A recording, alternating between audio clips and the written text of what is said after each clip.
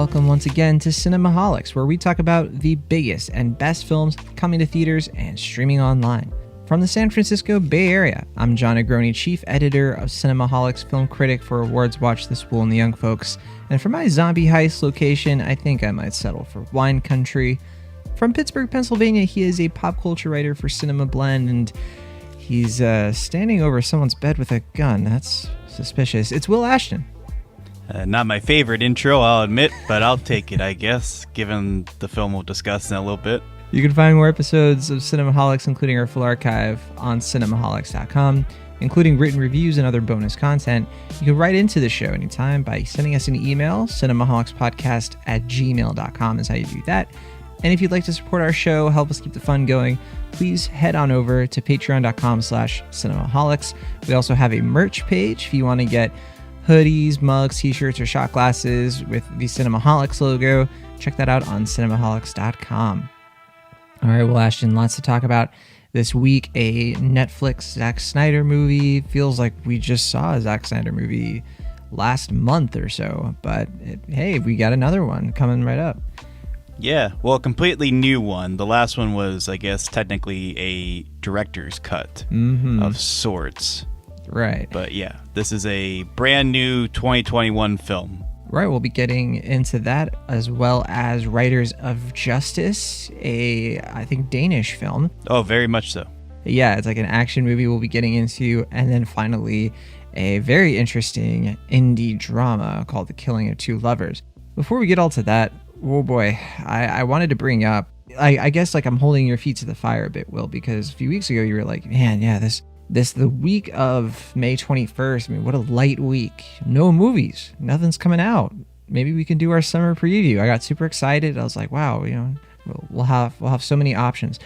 But as it turned out, theaters are opening up in force, and there's a lot of movies on this list of things that we could have covered. We didn't get to these, but yeah, just gonna go through them one by one. There was Dream Horse, the Toni Collette movie. There was The Dry, an Australian drama with Eric Bana. There was New Order, Seance, Drunk Bus, Final Account, Blast Beats, Two Gods, Spring Blossom, Pink. All I Know So Far, the Pink documentary on Amazon. There Is No Evil, and Sound of Violence. And that's not even an exhaustive list, but I am exhausted just going through all of the things that came out this week. A lot of these not getting great reviews, but I know you saw a few of them. I've seen one or two from the festival circuits, but yeah, any of these stick out? Well, I've seen, like you said, yeah, I saw New Order and Spring Blossom at Virtual TIFF, and then I saw Sound of Violence at South by Southwest.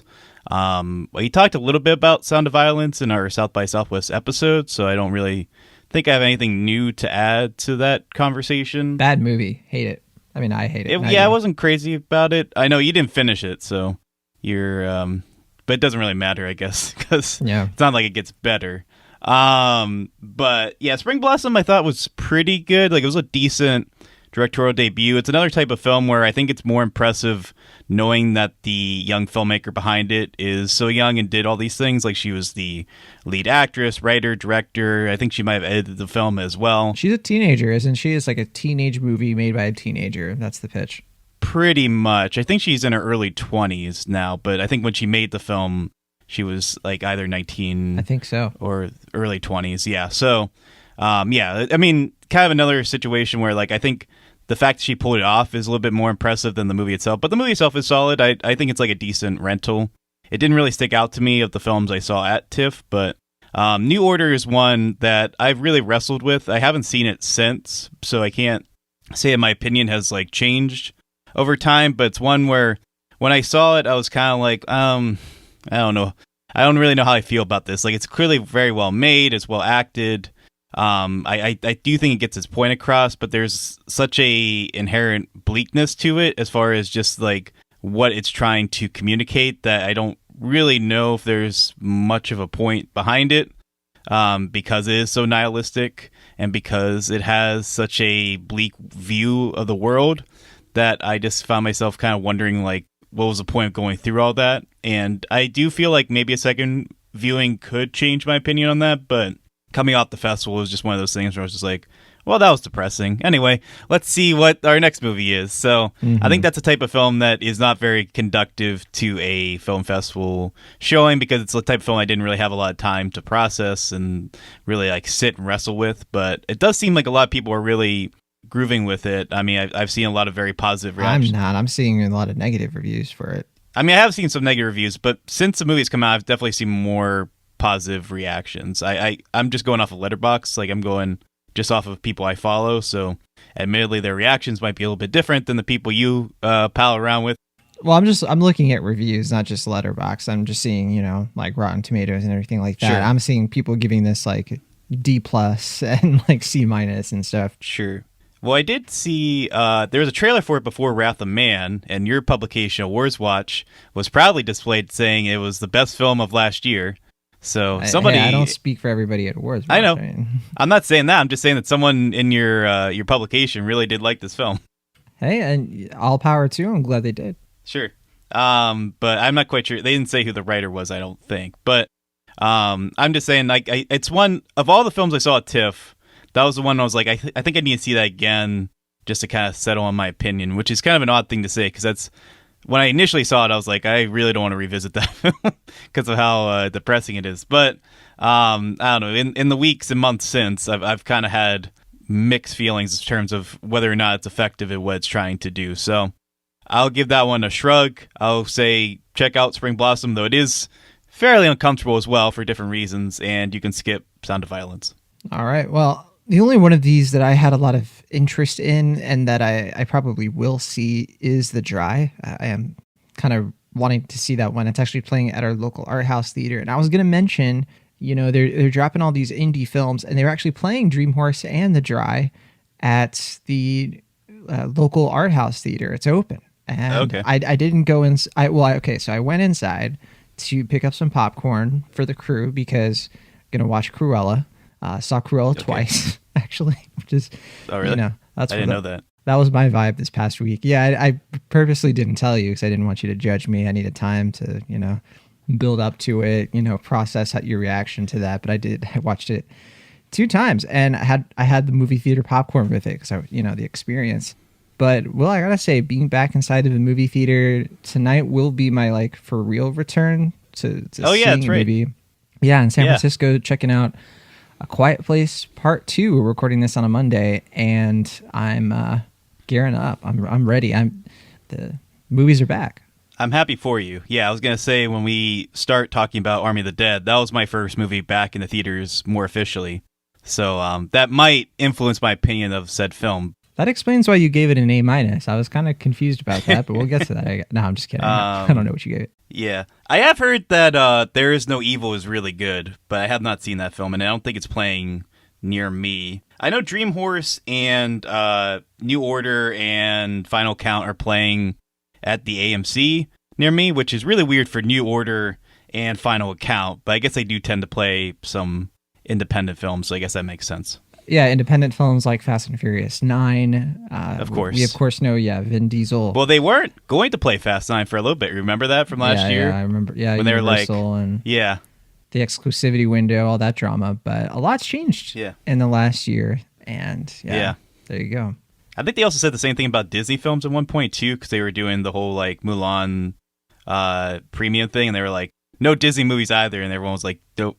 You're not going to play Disney movies? And then there you go. Yeah, you're not going to play like I think in 2019, Disney accounted for like 7 of the top 10 worldwide grossing movies. Yeah. We talked about this briefly last week. I do get the sense that the film industry is really trying to dump a lot of indies on us. The week before Cruella and A Quiet Place Part 2 kind of kick off the summer movie season in a way that we of course didn't really get at all last year. The only movies that came out in the summer last year were like Tenet and Mulan, and I don't even think Mulan was in that many theaters if I'm or any theaters, because I believe they just put that on Disney Plus. There was like some movies that bridged the gap, like Bill and Ted, I think was in some theaters, but it was primarily on VOD. Well, I wonder if Mulan played internationally, though. I wonder if I'm thinking that, but I think you're right, because it did underperform in China, if I'm not mistaken. I think that's the case. And I think here in the States, Premier Access was like the only way you could see that. Same for other Disney movies like Soul and Yeah. But hey, that looks like it's about to change. I'm still very disappointed. You know, we're not doing a summer movie preview. I don't think. And I'm a little bummed about some of Disney's offerings in the summer. We are getting things like Black Widow, sure, but the fact that Luca is not going to be playing in a theater, you know, shame on you, Disney. I mean, what in the one of the worst creative and, you know, branding decisions I think we've seen from Disney in a long time. So very sorry about that. Yeah, I'm mildly pulling hope that they will reverse that decision and put it in theaters again. But Same here. I don't know. Seems like it's too late though. Maybe. I don't know. I mean, I think it's going to depend on Cruella and how it does on VOD versus theaters. I think they don't have enough time to like roll out a marketing campaign and distribution for a whole theatrical. I mean, if they did put it in some theaters, that's one thing, but a wide release that takes a lot of time to set up. I don't know, because like the Army of the Dead theatrical release was kind of sprung very quickly, and it didn't like have a lot of build up there. Just like, oh, this is also in theaters. So that was like select theaters. I mean, it wasn't. Sure. We're not talking about like a Disney movie can get up to like 4,000 screens. I mean, it's one thing to release something in like 500 or fewer, because you can set something up like that. But like, man, when it comes to a wide release, that is like, those are marketing budgets. Those are local, you know, municipalities. I mean, there's just so much that goes into it. I think that they made the decision, and I would like to see a reverse. I hope I'm wrong, but I mean, it's not like they aren't marketing the movie though, so like people would know it's coming out. There's a difference though. I do get what you mean. Like marketing. Yeah, you know, because of like working in theaters and stuff. Like marketing in a local, you know, township to like go to a movie theater to see something is a totally different thing. Especially if you've put in a ton of marketing money into the Disney Plus part of it, because then it's like, oh, we shouldn't waste money on a marketing budget for the theatrical release, because then, you know, people will it's just a whole mess. That's why I find the marketing for Quiet Place Part 2 so fascinating now, is because they basically blew the marketing budget for the previous release, and now they're trying to also remind people that's coming out, but they don't want to spend that much money. So like every trailer is just like, oh, hey, Quiet Place coming out, okay, bye. It's a very quiet marketing campaign, if you will. Like they don't want to wake something up, maybe. I don't know. I guess so. Yeah, I mean, there's how many movies do we have on this list? Like, There Is No Evil, Sound of Violence, you know, just blast beats. I mean, we're just getting like revved up for Drunk Quiet Bus. Place Part 2. Yeah. Yeah. Nothing gets me more pumped than Dream Horse and Drunk Bus. I'm like, yeah, Emily Blunt. Things are so depressing, even the buses are getting drunk. I don't even know what that movie's about. I like to think it's like a cartoon movie about a bus that gets drunk. But I think you'll be disappointed. Yeah, don't look into it. Just keep your hope alive. Oh, man. But all right, that's enough chatting around. It's time for us to get into some movies we saw and we have some thoughts on, of course. First movie of the week, Army of the Dead, as we mentioned. Now, we could have talked about this last week. As we kind of mentioned earlier, it did release in select theaters on May 14th. But it's now available. Everybody who has a Netflix account can see it as of Friday, May 21st. And I think there was some excitement about this one. I know a bunch of people who were seeing some of the word of mouth. They were seeing some of the good reviews for Army of the Dead. And it seems like it did pretty decent numbers from what I can tell. It was trending in Netflix's top 10. Plenty of people have been talking about it. And I think that's because it is an easy sell. So this one was directed and produced by Zack Snyder, co-produced by Deborah Snyder and Wesley Collar. He wrote the movie, Zack did, with Shay Hatton and Joby Harold. And this is Zack Snyder's story. And this is, because he did, of course, Dawn of the Dead. Dawn of the Dead was his first film, a remake, the George Romero film. Really his own spin on it. And really one of those remakes that kind of like modernized a lot of what we understand as zombies today. You know, if you look at things like Walking Dead, Zombieland, and a lot of these like modern zombie movies, they do owe a decent amount to Zack Snyder kind of setting a tone for the zombie apocalypse at the turn of this past century. More than 28 Days Later? I think they kind of go together, don't they? Because they're around the same time. I'll admit that his Dawn of the Dead is the only Zack Snyder film I haven't seen.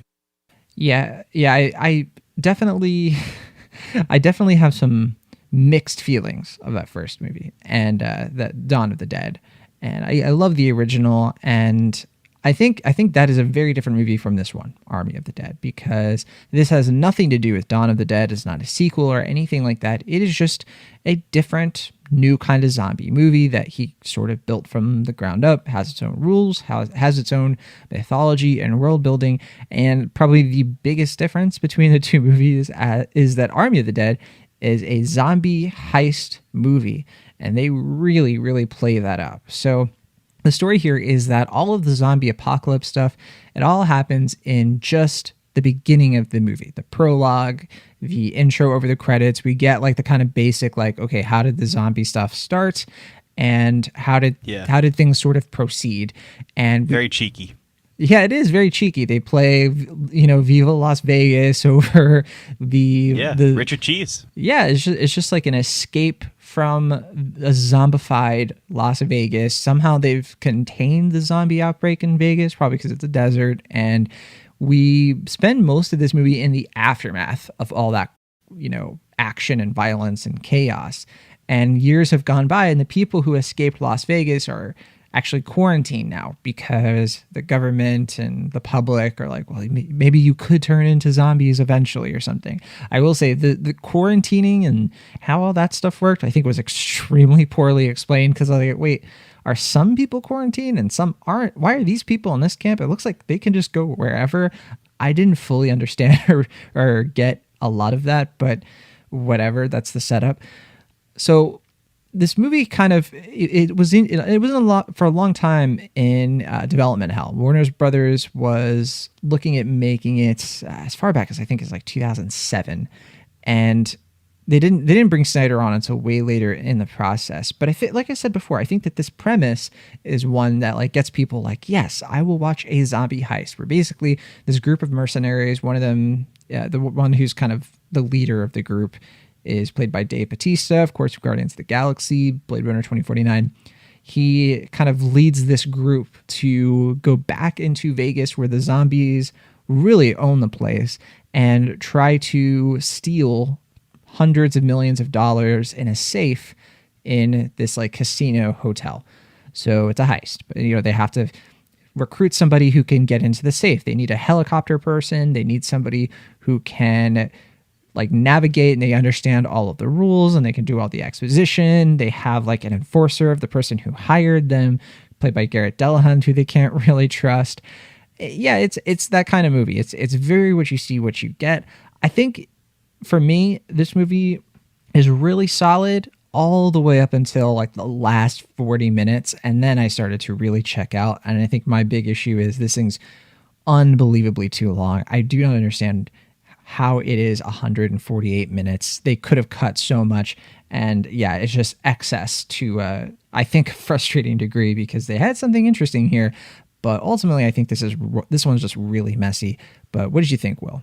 Yeah, I mean, I guess it shouldn't be too surprising that I was a little bit more sympathetic to a Snyder film.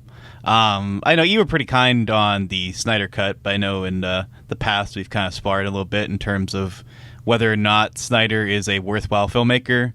I think there's a lot of things that are worth criticizing about his filmmaking. I don't think he is without fault necessarily, but I tend to admire his gruff, I guess. Like, I guess I appreciate that he has, as we said, a fairly irreverent sense of tone throughout his films. Like, he does try to kind of go for these lofty ideas, and more often than not, he doesn't really excel. But I guess that's what I kind of found admirable about this film, is that he's not really trying to make a grand statement, or at least not in the same way that he tries to make grand statements in the DCEU movies, where he's kind of talking more about mythology and the place of God among men and things like that, or even to some extent in the Watchmen movies as well.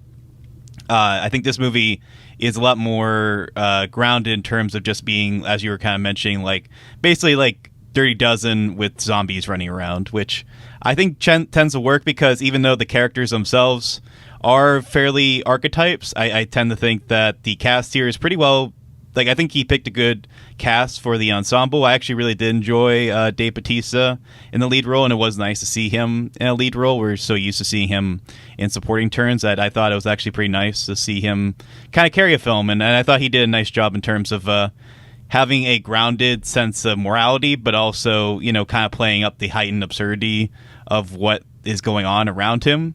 And I don't necessarily think that the movie itself is adding too much in terms of like new ideas to zombie lore, mythology, or anything like that. But I actually do think this film is a lot sweeter than people are giving it credit. And I actually find it to be a pretty worthwhile watch at the movie theater, which I guess is not the way that people are going to be seeing the film since now it's on Netflix. But as I mentioned at the top of the show, this is the first movie I saw back in theaters, and I'm sure that colored my opinion to some extent, but I didn't really mind the length. I mean, I know people are complaining about it, and I'm not saying they're wrong, because, I mean, I think the premise itself would warrant a 2-hour runtime, but I never really found myself bored or checked out during any of it. If anything, I was kind of surprised that it ended in a non-conclusive fashion, because I was willing to keep watching it. Man, I was really frustrated by the end, and I think a lot of it was because there is this tag-along character that they sort of add to the story, and she plays the daughter of Dave Bautista's character, Ella Purnell. Yeah, and I really tried to. I think that is like the key to whether or not this movie will work for people, because on the one hand, I think that Snyder is like making this movie in part to work through some stuff. You know, he of course went through. It's hard to separate. You know, if you're aware of the tragedy, you know, of losing his daughter, and you know, I'm sympathetic. You know, to making a movie and like processing your grief through art, and I see a lot of that in this movie. And I was very like that's kind of what I'm saying. Like all the way up until like the last 40 minutes, I think this movie is building a lot of goodwill. And I was thinking, man, you know, this is a cool way to sort of like process that, you know, to sort of like write and make this story and create it, you know, with your wife as a co-producer, she tends to be. And I think having like an emotional tone that is kind of interesting. They do something with this character that I think is really infuriating and tropey and kind of, I think, cheats the movie. Maybe the difference for me too is that like I wasn't as immersed in it because I'm not in the theater and I'm watching it at home, and I just wanted it to end because like I felt like it just kept squashing this, you know, the good, like I said before, like the goodwill that had been stored up. It was just like slowly dissipating, and I was like, I've really lost interest at this point. Please wrap this up. There are things that I do want to, you know, point out, like Raul Castillo, I really liked in this. I think Tig Notaro, who is replacing Chris D'Elia, they did that very seamlessly. They did a bunch of like reshoots. I barely noticed. I thought she was very good, and I'm sure she was better than whatever Christiella was, but I thought whenever it was like her by herself, it was fine, but whenever they had to incorporate her into a group shot, it was really noticeable to me. Maybe on the big screen, but yeah, on a smaller screen, it for me, it didn't really stick out, but I don't know, it was definitely kind of copy and paste whenever it was a group shot, but I do agree with you, like whenever it's individual shots, I didn't really notice or think about it. And I think it was for the best, for sure. So Chris D'Elia, of course, accused of sexual misconduct back in 2020. So they replaced him. They were going to replace him with Christopher Plummer, but unfortunately, Christopher Plummer passed away. Well, you're joking at me. Some people may not actually know that's a joke. sorry. Yeah.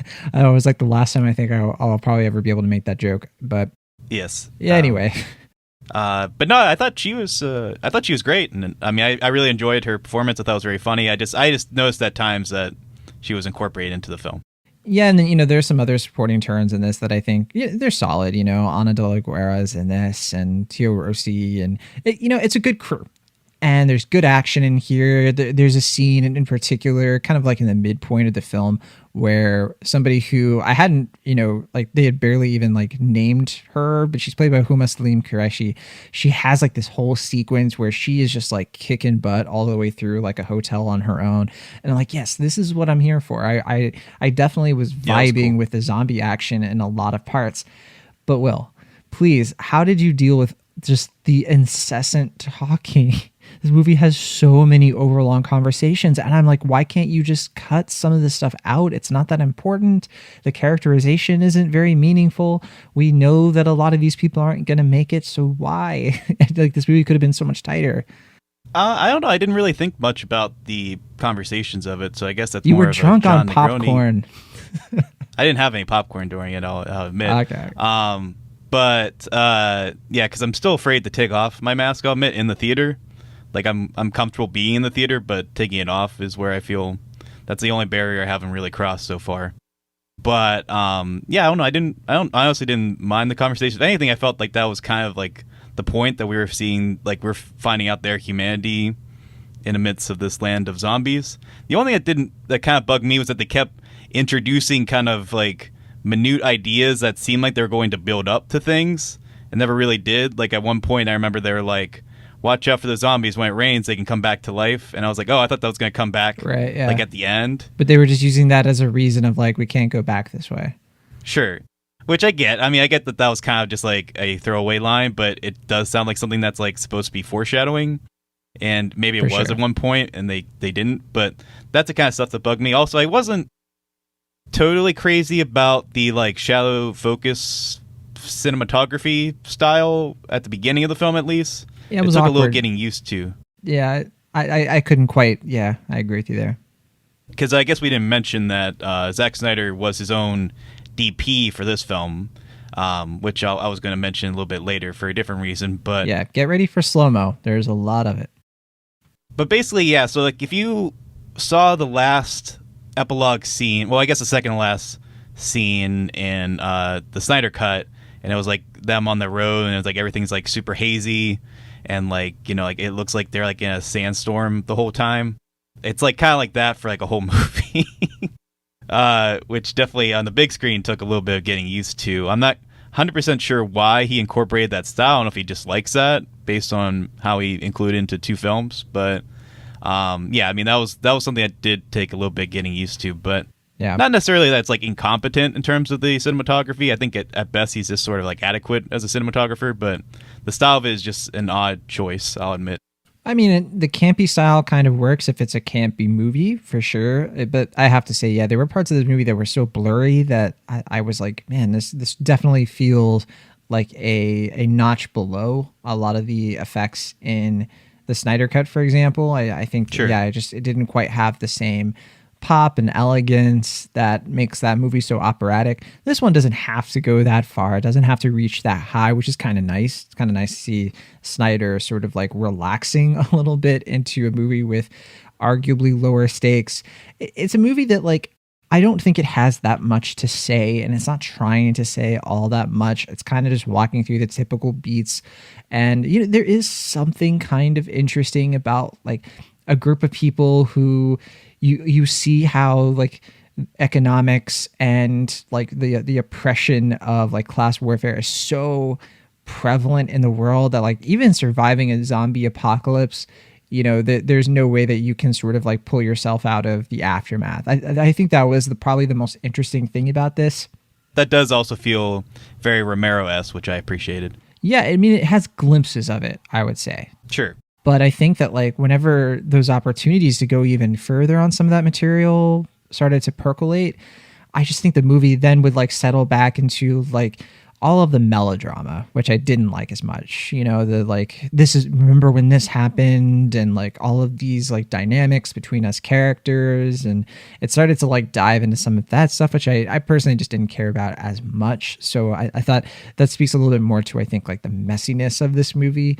And I'm glad that it tried to do something like that, because I don't mind when movies that are this over the top, and movies that have like just a different set of expectations for the audience of like, yes, I'm going to come in here, I'm going to watch zombies and gore and really fun, interesting and creative. Like this is almost like a video game kind of zombie movie. To me, it felt very like Left 4 Dead, that kind of thing. I think all of that is working pretty well. And adding like this extra layer of storytelling on top of it is cool too. I just think that like, it just needed a little bit of better editing and just a little bit of a tighter focus in a lot of departments, because I think that this ends up being pretty bloated by my estimation. So yeah, I'm a C+ on Army of the Dead. I think people who are into the premise and they know that they want to see this, I mean, yes, get into it. You know, it's absurd. It is very, very full of itself, and at parts sometimes it takes itself super seriously. Sometimes it doesn't, almost to a charming degree in some ways. But yeah, regardless, I think that it has some interesting stuff for fans of the genre, and the fact that it's on Netflix makes it pretty accessible. So C+ for me. Yeah, I'm definitely certainly kinder on this film. I don't know. I didn't really mind the melodrama aspects you're talking about because that's just what Snyder's brand is at this point. Like, I don't know. It just feels weird to even complain about that to me because it's just like that's part of the course for what you get with his movies at this point. Like, you know, you don't have to like it necessarily, but that's just what his style is. Yeah, I'm not saying I'm surprised. I'm just saying, Sure. you know, if you do it every movie, why aren't you getting better at it? I think he's fine. I'm not necessarily combating you. I'm talking more like just when I hear other people complain about similar things, they're just like, I didn't like that this was a Snyder movie. It's just like, well, I don't know what to tell you, bud. He made his movie. I can see why people are bothered by the length. If anything, I felt this was one of his tighter movies, maybe because we're coming off of his 4-hour saga with the Snyder Cut. But I mean, I thought even like tonally, it was more consistent than his other recent films, probably leading up to Man of Steel, just in terms of like communicating what he wants to say. Like, I do agree with you that I don't think he's really trying to make something truly like fully operatic like he was with the DC movies. I think this is his way of just kind of going back and doing something closer to his roots, something that's like a little bit, it has a grand scale obviously, but it's going for something a little bit more concrete, just something that does rely on him having fun in the desert and just palling around with some people he likes and with some fun overblown characters. And I can certainly respect that, and I think ultimately this is a fun, entertaining blockbuster. But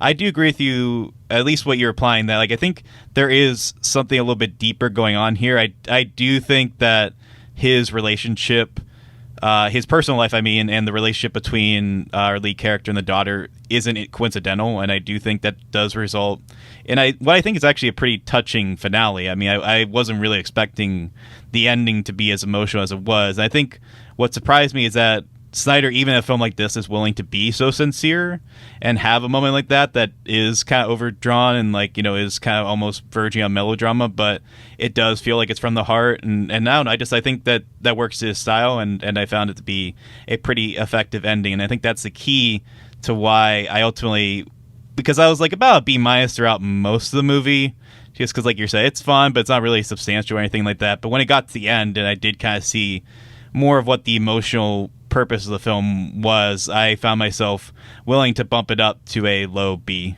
Like I said, I don't think it's as a masterpiece or anything great. I think even by Snyder standards, this is fairly subpar, but I like Snyder, and I found it to be a pretty fun return to the movies. All right. Well, critics are being pretty nice to this one. It's doing pretty decently on Rotten Tomatoes. It has a 70% RT score out of 189 reviews. That's an average rating of 6.1 out of 10. So it's weird because like 70%, you know, people would be like, that's like a B, but you know, sure. It's not how Rotten Tomatoes works. But yeah, it just seems like people are, you know, kind of mixed on it, but like mixed skewing to positive. So there you go. That's just what I figured the response was going to be, which is fine. I will say, I forgot to mention this. Not only did I see this in theaters, but I saw this in the Monroeville Mall, which, as people may know, is where Dawn of the Dead, the original Dawn of the Dead, was filmed. So I thought that was also a fun way to kind of add to the fun treat for you. Yeah, for the return to the film experience. I got to tour the mall, but I've been there a couple of times, but it's been a while, so it was fun. I sent John, there's a monument for George A. Romero in the mall and stuff, so they don't definitely hide it at all. There's actually a zombie museum in there as well, but unfortunately it was locked up until the summer, so I didn't get a chance to see that. Well, we'll see if there is an outbreak in that mall yet again. There's going to be a bunch of future stuff for the Army of the Dead franchise, I guess. There's going to be a prequel that they've already wrapped up filming. It's called Army of Thieves, And it's funny. It's actually directed by Matthias Schweighöfer, who plays Dieter, the German safecracker in Army of the Dead. And the prequel kind of focuses on what he was up to before the movie Army of the Dead happens. So yeah, I don't know when that's coming out, but they already finished filming it like last year. So they clearly have some plans for this franchise. Is that a movie or a show? It's a prequel. It's a movie. All right. And Cool. it's directed by the guy. But and then there is going to be a show as well. There's an anime sort of show called Army of the Dead Lost Vegas. That's what I remember hearing about. Yeah, that's happening too. Yeah. So that's gonna be about some of the characters from Army of the Dead will show up in that, but it's gonna be about like what happened during the zombie outbreak that we see in like the first part of Army of the Dead, like the first like 10 minutes. So some interesting stuff. They're kind of putting a lot of prequel energy into this franchise. We'll see if it works out. But if you want to check it out, it is now on Netflix. Army of the Dead is 148 minutes long. Let's get into our next film, Riders of Justice. Riders is R-I-D-E-R-S, not writers, not like Will and I, because we're writers. We certainly don't have any justice to offer. But no, these are Riders of Justice. This is a Danish action war black comedy / drama. That's how the studio is describing it. So a lot of words there. It was directed and written by Anders Thomas Jensen. It actually came out in Denmark last November, so it's just now getting an international release. You can see it right now. I think it's in some theaters. It's on VOD, and it's. I think it like had a first wave last week, and then now it's expanding this week, so it's a little bit more accessible. But yeah, this one. Are you familiar with the work of Anders Thomas Jensen?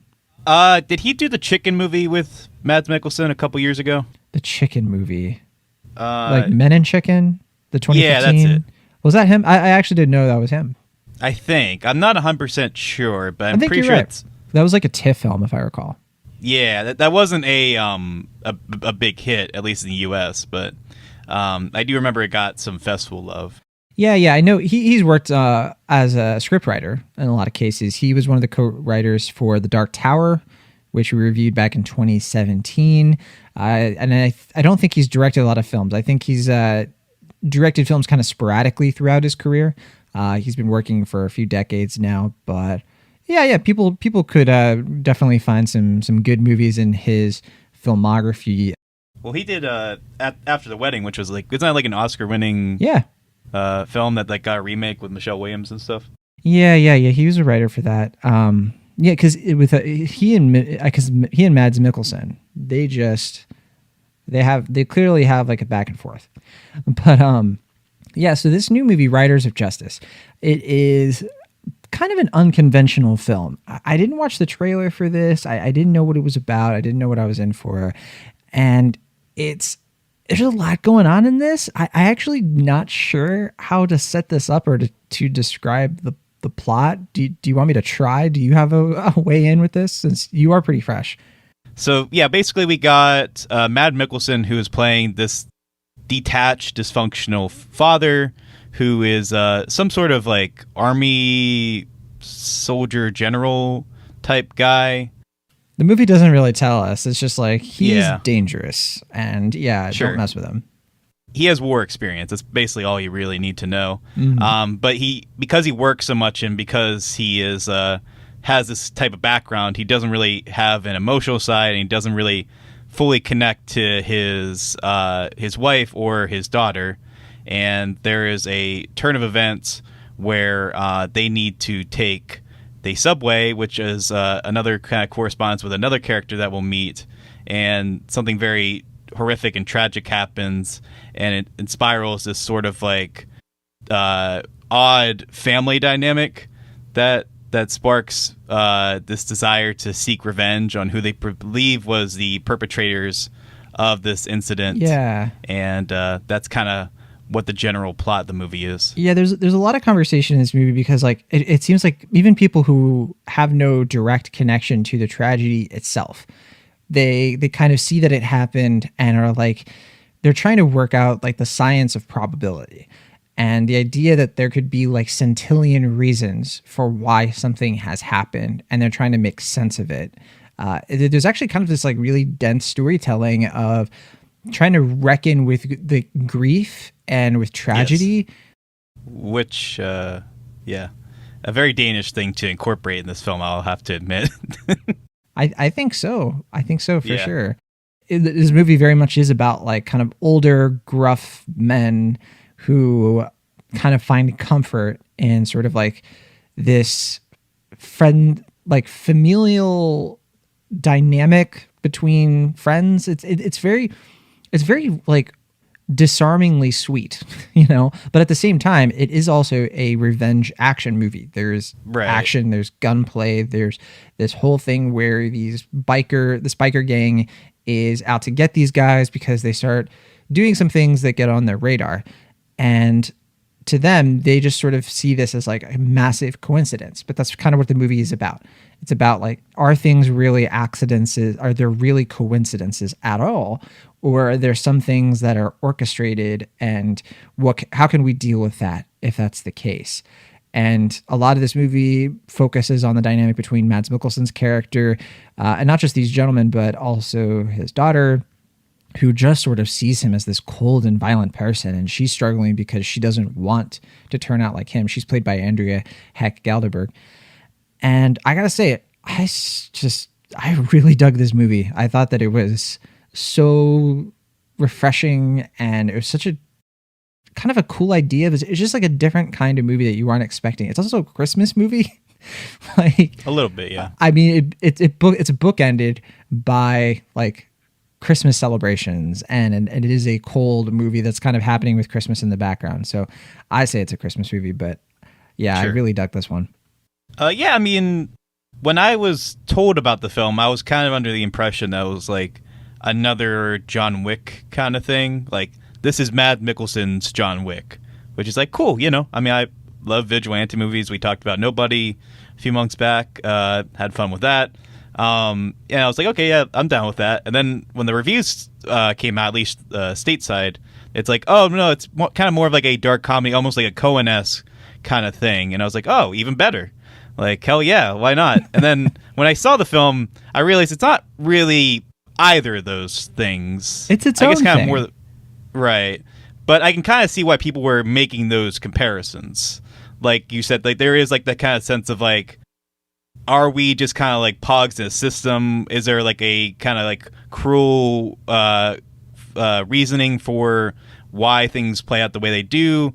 Or do we just kind of like find ourselves in this like cycle of total chaos where just things just kind of happen haphazardly, which are sort of ideas that kind of play into Coen Brothers movies, especially with like such sharp and like present violence as they do here. I guess people are kind of going for like a Fargo thing, but or even I guess kind of more of a No Country for Old Men kind of thing. Yeah, I was going to mention that one probably more directly.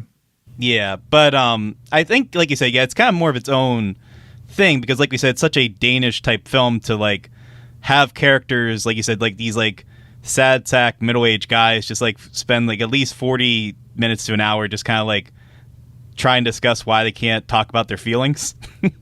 Which there is something kind of funny about it, and it's also like it's nothing like outrageous in this movie, not like at least in terms like comically, because like every single funny beat has like this tinge of like deep sadness to it. Yeah. And like this kind of sense of like even when things are like funny, it's like also not really funny because like the characters are in pain and like they're like trying to process their grief, but there is like this kind of like weird sense of like rhythm as far as like how the world works and how things kind of play purposely but also sort of like unpurposely. I don't know, it is a very interesting film in that respect.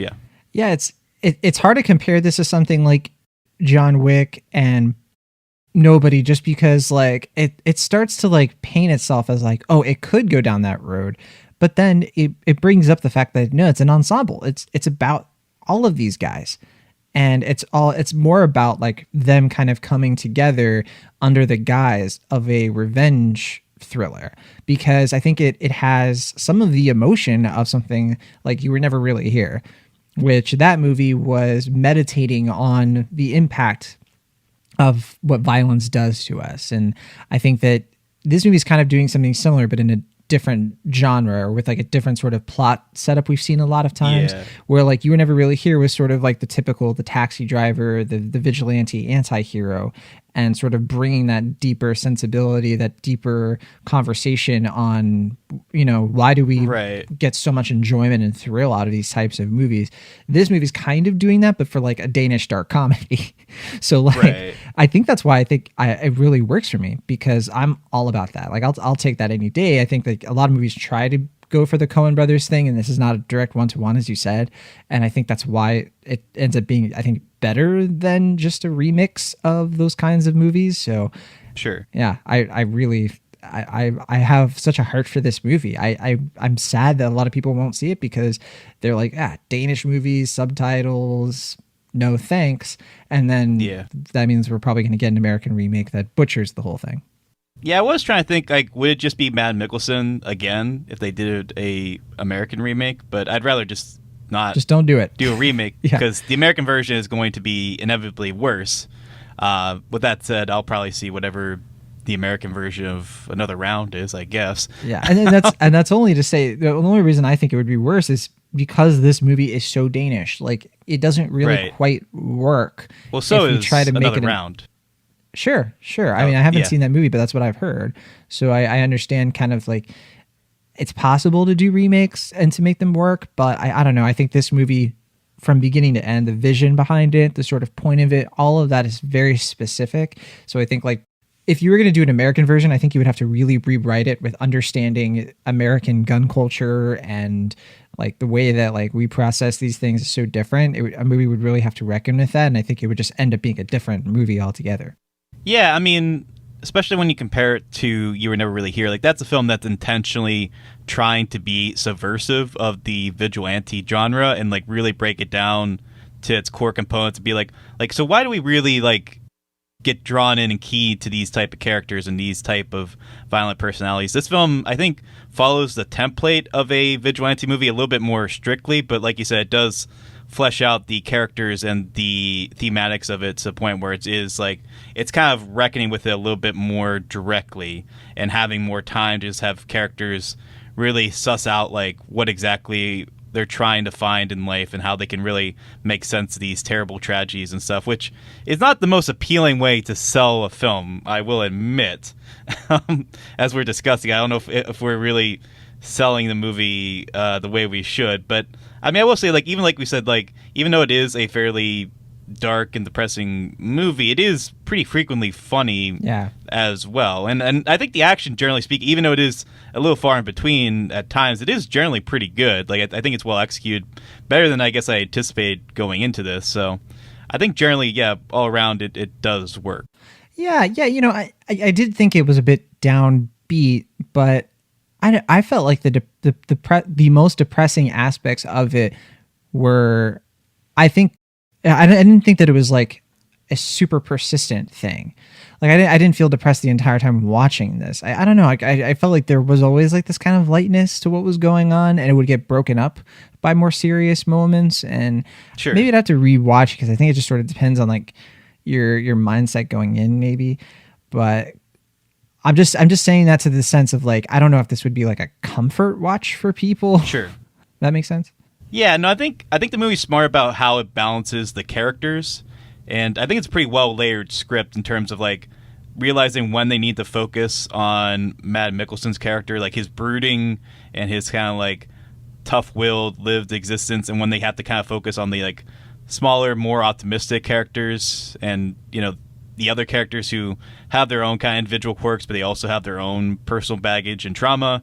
And I think generally speaking, it's a pretty well layered script in terms of like trying to find those individual moments and in a way that doesn't make it oppressively bleak, but never also makes it like fully lighthearted. I guess what we're trying to say is like we didn't use this word, but I think if you're not familiar with the Danish sense of humor, it is very dry, and so that's why like it can kind of mix. I thought you were going to say Schadenfreude.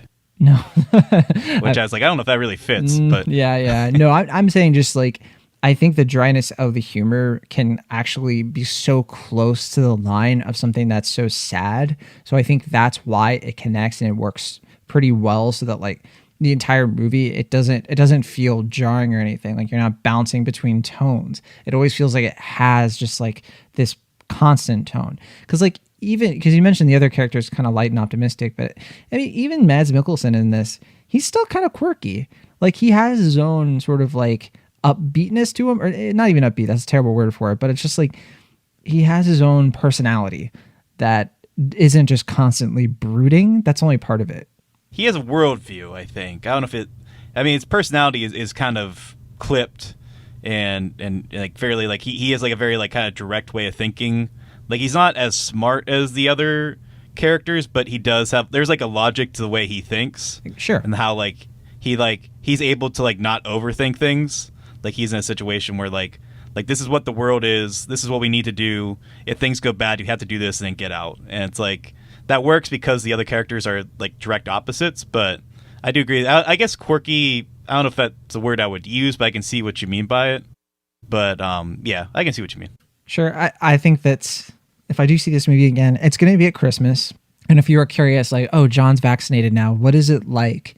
You know, John hanging out with friends. It's basically all of the scenes in this movie between the friends. Like that's kind of how it's going to be for me for the next couple of months, I think. But yeah, no, I thought this was a very sweet, wonderful little movie. I kind of was like B plus on it when I first saw it, but like the more time I've had to process it and write things down about it, the more I'm like, yeah, you know, this for me, this is a low B plus. I think that it really delivers, and I'm really glad it exists. I think that it's a heck of a movie, and if you have the time and wherewithal, I think that you should for sure check it out, because I think it's going to surprise a lot of people who do stumble upon it, even though, yeah, it's not getting the biggest release in the world. I think it's a real delight of a movie. So B plus for me.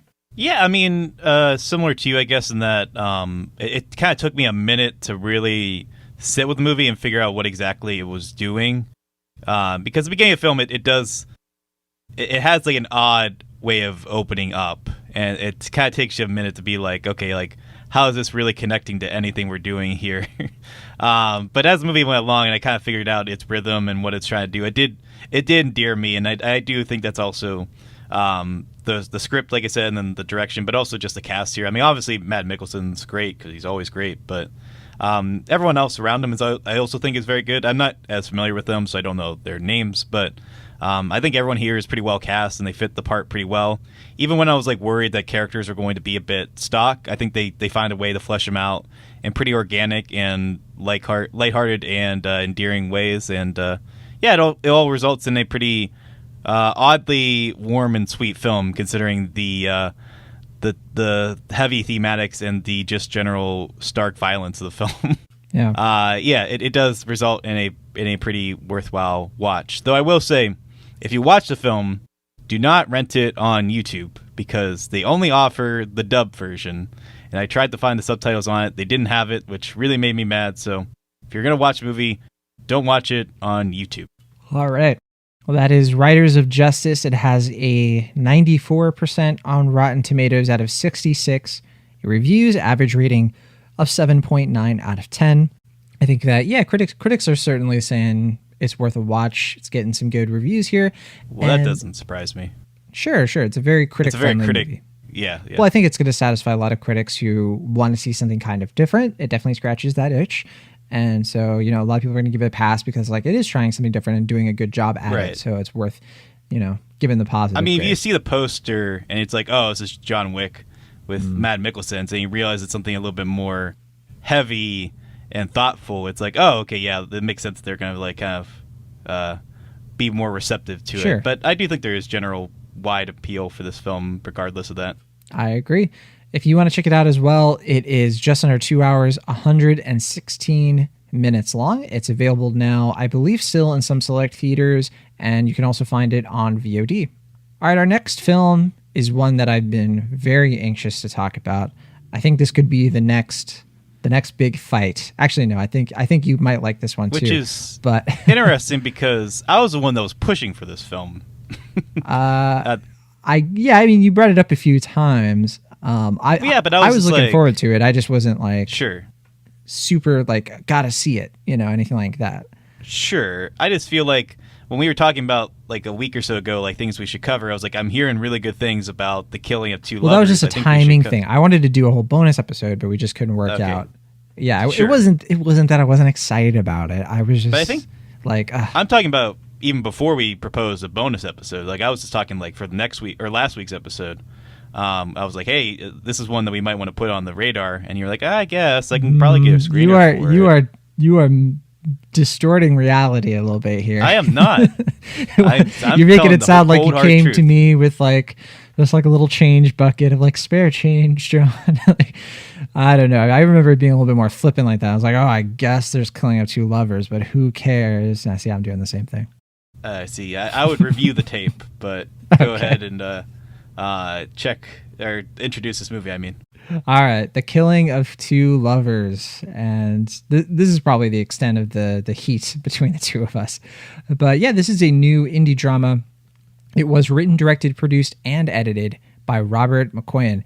It takes place in Utah. It stars Clayne Crawford, Sepideh Moafi, Chris Coy, Avery Pizzuto, Ari Graham, and Ezra Graham. And it actually premiered at Sundance last year. That's when I first heard about it. And Neon got the rights to it, I think, not too long ago. I think like end of 2020, Neon got the distribution. And I really wanted to see this at Sundance last year, but just didn't quite get to it. But I heard really good things. And its Rotten Tomato score is interesting. It's an 88%. So it's a little bit lower than I thought it would be, because I think this movie is terrific. One of my favorite movies of the year. I'm very anxious to talk about it. I think that it's a shame that it's kind of being like, it feels like it's kind of like being dumped right now in like early summer, when I think that it's something that deserves way more attention. But I want to highlight too, Clayne Crawford is the main guy in this movie. What a performance. It's one of the performances that I think at the end of the year, when we're looking in like the Oscar conversation, I'll be just in so much pain, because I think that he is one of the most worthy actors of getting like a Best Actor nomination, and I'm feeling like that's not going to happen. Very unlikely. The setup for this movie is that Clayne Crawford is the estranged father of these kids, estranged only in the sense that his wife and him have been having a falling out. They got married when they were very young, still in high school, because she got pregnant. So they have a teenage daughter and 3 boys. And she is starting to kind of move on from the relationship, even though they are not legally divorced. They have been separated, trying to figure things out. And we really just watch this man in snowy Utah. He's staying with his father, not too far from the house itself. And he is just silently, painfully grieving his situation. And most of this movie is us sort of peeking into his psyche. The good, the bad, and the terrible, because most of this movie kind of shows how he is with people on the outside, which is, vulnerable. He's trying to be understanding of the situation. He's trying to win back his wife, who is starting to see another man. But the movie also shows us, because it's sometimes it feels like it's just in real time. There are a lot of long takes in this. It shows us to know that underneath there is something really dark, something really toxic, struggling to get out, and he doesn't quite know what to do with it. I think that of the movies I've seen very recently, the last year or so, or maybe a couple of years, this to me is one of the best films at capturing the multidimensional issues that men face and that men struggle with and don't, I think, always have the tools to process and to express in a healthy way. And I found this movie so instructive in that sense, and beneficial for people to see, to kind of understand, like, yeah, men come off a certain way sometimes, but there can be something really dark underneath that needs to be resolved, because if it isn't, it can result in something really bad. So I'm a huge fan of this movie, but it sounds like you got something you want to bring up. I was just going to say a good old classic example of what they call on Twitter toxic masculinity. it's a buzzword at this point, a loaded term Sure. for sure. And I think sometimes people hear toxic masculinity and they're like, you're anti-man. You're just trying to make men Sure. the villain of every story. And I think that is not, first of all, that's not the way that I use the term. That is not the way that I think that people should use it. It's not about that. It really is something that's trying to benefit and help men to overcome a lot of these problems. So I just want to be super clear about that, because like sometimes I'm just saying, like, I don't think we use the word wrong or anything, but I think some people hear that. It's like the word woke. It just gets like bastardized by people with bad intentions trying to like create problems, you know? And so I just wanted to put that out there, that I think that this movie, please do not hear us being like men are the worst. It's nothing like that. Sure. Well, we're two dudes just talking it out. We're here for our bros. That's all I'm saying. Sure. Dudes rock. Well, to be fair, toxic masculinity is a phrase, not a word, but I do agree with you otherwise. Sorry, a term, you know, yeah. Yes. But yeah, no, I mean, that's definitely, I think, I mean, when I was reading about the film, I didn't see anything about it going into it, but when I just kind of read the general synopsis, I was like, yeah, that sounds like my bag. And sure enough, I did like it quite a bit. Yeah, I think what impresses me about the film is how it's able to communicate, as you were mentioning, this sort of heightened sense of intensity and like this like overwhelming sense of dread, while also incorporating another different sort of dread that's like a different vibe, but it's rather seamless in the film, which is a sort of like domestic discomfort and like this kind of like small scale sense of like not a lot is really happening in his life, but like there is like this constant sense of like he's gonna say or do the wrong thing and like everything's just gonna blow up in his face, like even beyond the kind of general sense of like he might do something really bad to other people. Like there's this like sense of like he's gonna slip up and like say the wrong thing to his daughter, and that's gonna like drive him away from his wife even more, and like he's gonna not really be there for his kids more than he already is at this point. And yeah, I mean it's a very showy film, which I admire, and it also kind of bugs me because it's so style heavy that it just kind of feels like, because this is a new and upcoming filmmaker, that they're almost kind of like showing off, being like, look what I can do, like look how I can incorporate negative space, look how I can use the box frame, or like what do you call that, where it's like everything now looks like it's like filmed in a box. The aspect ratio of it. Yeah, aspect ratio. Yeah, but I forget what is that, 1.4 or no, 4.3, 4:3 I think. 4. Is it? Yeah, that's what I meant. Because it does shift at one point to like I think 1 point something, but I won't specify when because that's a spoiler. But yeah, I mean, I think I agree with everything you said. I mean, in terms of like the themes and the thematics of it, it's a very well done character drama, very focused character drama. And it's also a brisk, I think, 87 minutes. I know it's under 90 minutes, which I also it's 84 really appreciate. minutes. Yeah, it's close. 84. Yeah, it's a real tight firecracker of a movie.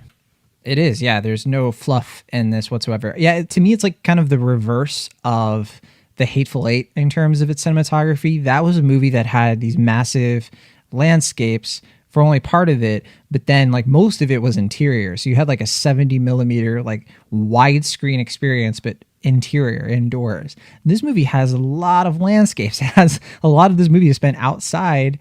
Almost the vast majority of it is outside. Yeah. But yeah, it's boxed in. And I think that, yeah, it's the reverse in that sense. And I think that it serves the story, personally. I don't think it's flashy for the sake of it. I do think... I'm not saying it's flashy for the sake of it. I'm just saying the presentation of the film is pretty showy, just in terms of, like, look what I can do. But I agree with you that it does serve the point of the film. So it's not like it's just bad... I don't know if I'm explaining myself. I don't think it's gratuitous, is what I'm saying. Yeah, exactly, yeah. And I agree. I think that like it's helped a lot because this movie kind of lives and dies by the central performance. If Crawford isn't good in this, then it doesn't work. Who produced it as well, I believe, right? He did, yeah. He produced it along with Robert Machoian, the director, and Scott Christopherson. But he has to balance such a difficult, almost impossible line between being sympathetic and pitiful and outright villainous, because the movie starts with a moment that immediately sets our minds about him. And then the rest of the movie has to sort of bring all of that to a more multidimensional and more 360-degree view of a human being. And it feels almost like a magic trick the way that the movie pulls it off, because it does it without ever going down this road of being like, hey, even if somebody does something super terrible and super wrong, you just sort of have to forgive them, sans anything else.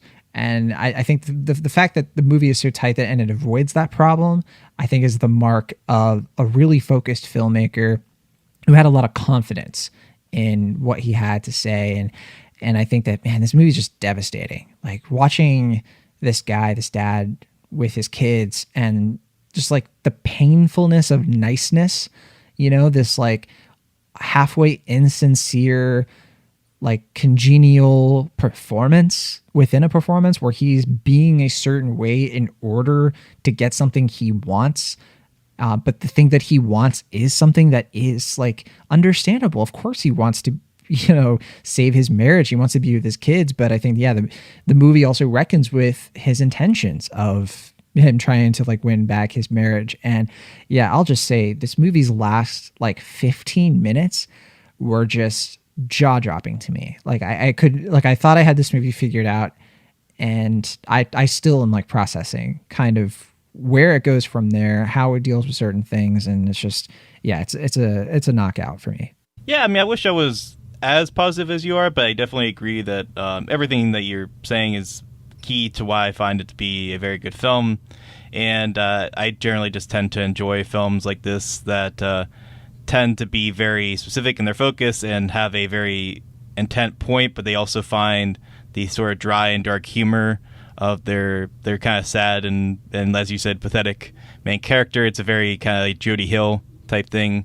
And I guess to some extent the Coens as well, since we brought them up before. Sure. But yeah, I mean, I agree with you that I think the director here, he has a very specific and pointed sense of style and a very clear idea of who he wants his character to be and how he wants to communicate that. And likewise, through Clayne Crawford's performance, he's able to channel that sense of discomfort and anxiety and dread in a way that is unnerving but not overly taxing. And I think also that's key to why being 84 minutes is why this works really well, because like I can't imagine them pulling this off at a like even 104-minute runtime. So yeah, I mean, a very economical film in that sense as well. And just a good film. Very tense. I was, some of these scenes, I'm like sitting at the edge of my seat, literally, like I can't like relax, I'm just like, what in the world is going to happen next? Such a great debut film in that sense that he was able to pull that off.